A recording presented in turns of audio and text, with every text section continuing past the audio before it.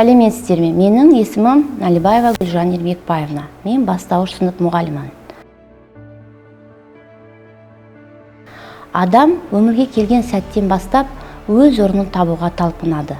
Мен үшін мектеп табалдырығын аттау болашақ мамандығым таңдауға әсер етті. Бірінші қоңырау, алғашқы ұстаз, кітаптар, кабинеттер, осының барлығы маған өте жақын болды. Сол күннен бастап мұғалім болуды армандайтынмын.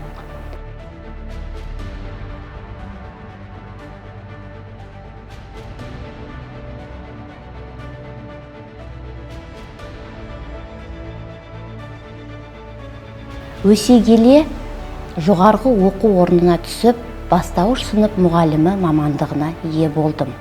Бастауыш сынып мұғалімі ол оқушының алғашқы ұстазы, екінші анасы, болашаққа сілтер ақылшысы болып табылады.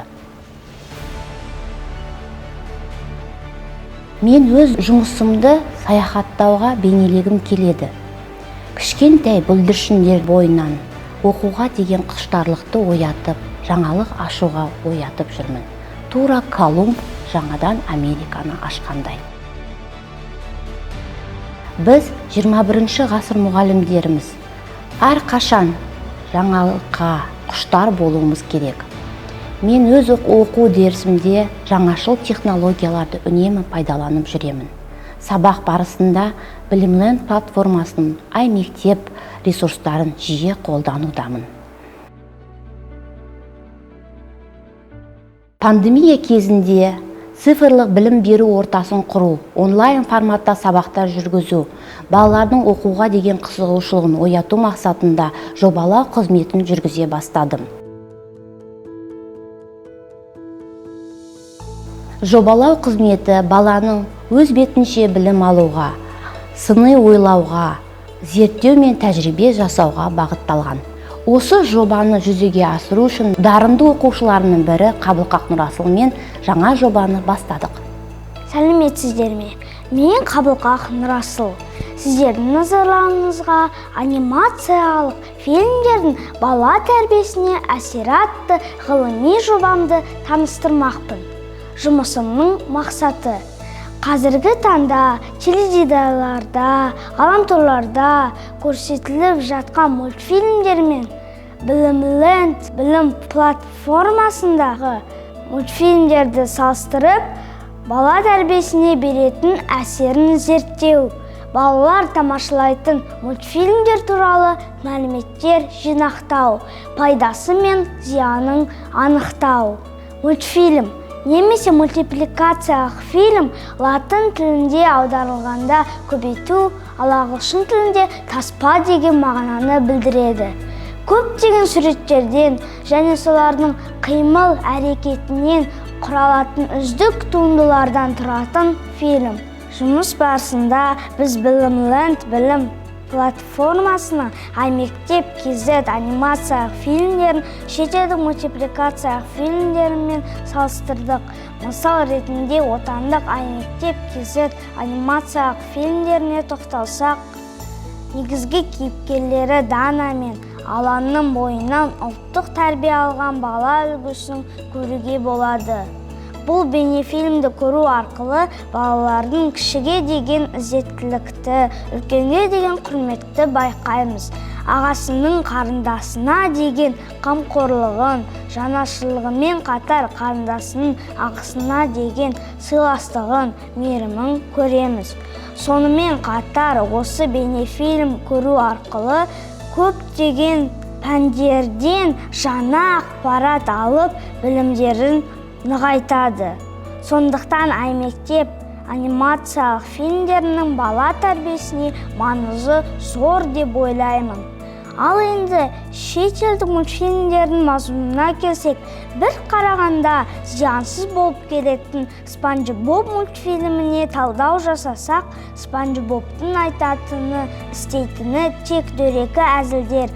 Бұл мультфильм балаларды бұзақылыққа итермелейді және балаларға агрессия, қатыгездікті құрметсіз қарым-қатынасты үйретеді деп есептеймін.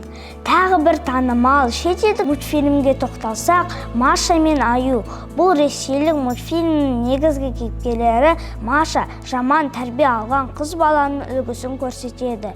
Мұндай бұзақы мінез құлықты кішкентай бала тамашаласа, баланың санасында қалып қояды және психологиялық тұрғыдан балаға жаман әсер етеді деп ойлаймын.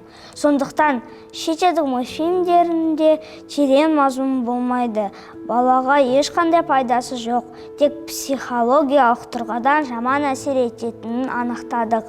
Ал Аймектеп KZ анимациялық фильмдерінің бала тәрбиесіне маңызы зор деп ойлаймын. Сонымен қатар мультфильмдер балалардың эмоциялық жағдайына қалай әсер ететінін анықтау үшін отбасымдағы кіші бауырларымның және сыныптастарымның арасында бақылау жүргіздім. Алдымен шетелдік мультфильмдерді көрсеттім.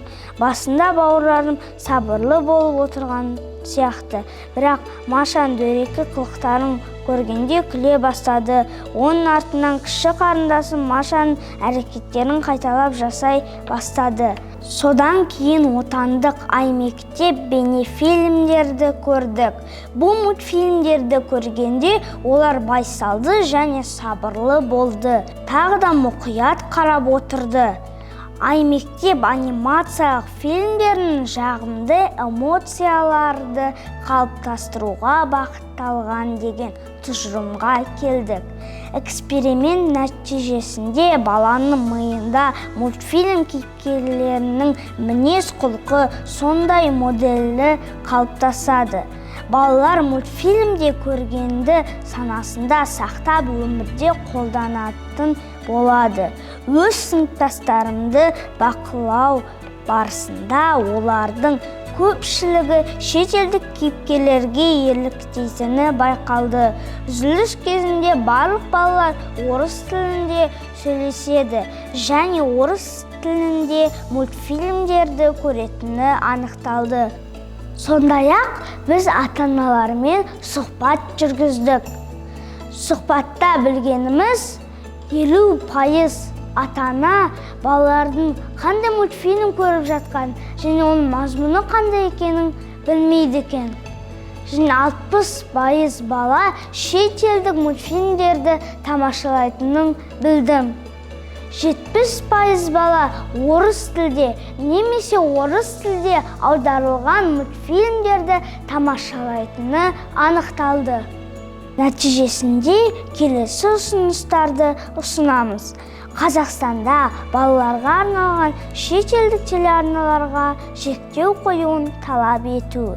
Әр отбасы балаларға тек қазақ тілді телеарналарды қосуы керек. Интернет жүйесіндегі YouTube арнасы бойынша балаларға арналған арналарды қадағалауды қатаңдату. Мұғалімдер сабақ барысында, сынып сағаттарында, ата-аналар жиналысында Аймектептің 100-ден астам анимациялық фильмдері мен ойындарын көп көруді насихаттау.